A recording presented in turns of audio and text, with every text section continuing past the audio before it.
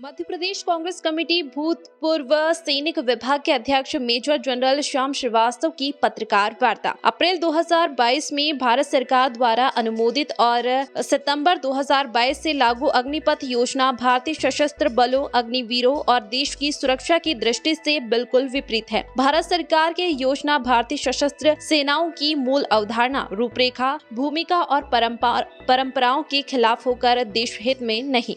इस अग्निवीर योजना को इसके वर्तमान स्वरूप में तीनों सेवाओं के किसी भी वरिष्ठ अधिकारी द्वारा अनुशंसित, स्वीकृत और अनुमोदित नहीं किया गया था। जनरल MM रणवणे सेवानिवृत्त, जो उस दौरान सेना प्रमुख थे। भारतीय सशस्त्र सेनाएं लगभग 15,200 किलोमीटर भूमि सीमाएं और लगभग 7,000 किलोमीटर समुद्री सीमाओं की सुरक्षा कर रहे हैं। माना जाता है कि इस कर्तव्य को निभाने के लिए हमारे पास 14.5 लाख सशस्त्र सेनाओं के कर्मचारी होंगे। जहां तक अग्निवीरों का सवाल है, उन पर सबसे ज्यादा असर पड़ने वाला है। उनकी सैलरी बहुत कम है। उनके पास अपने समकक्ष जवानों की तुलना में कोई सुविधाएं नहीं होगी। रिटायरमेंट के बाद उन्हें जो 12 लाख रुपए मिलेंगे, उसमें से भी 50% का योगदान उनका ही होगा। वर्तमान परिस्थितियों को दृष्टिगत रखते हुए आज के परिवेश अनुसार इस माहौल में इतनी रकम उनके लिए कुछ भी नहीं होगी। अग्निवीर योजनाओं से पहले 1.5 लाख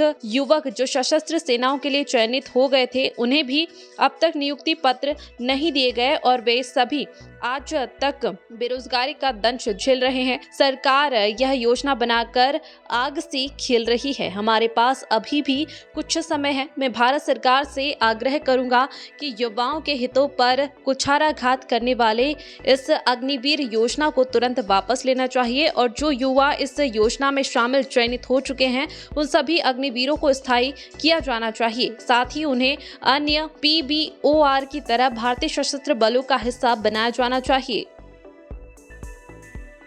क्या हो रहा है? पहली बार 75% होंगे, सिर्फ 1 लाख भर्तियां हुई तो 75,000 लोग हर 4 साल के बाद हर साल 75,000 लोग जो बाहर आते रहे, सिर्फ 25,000 वहां पर रहे।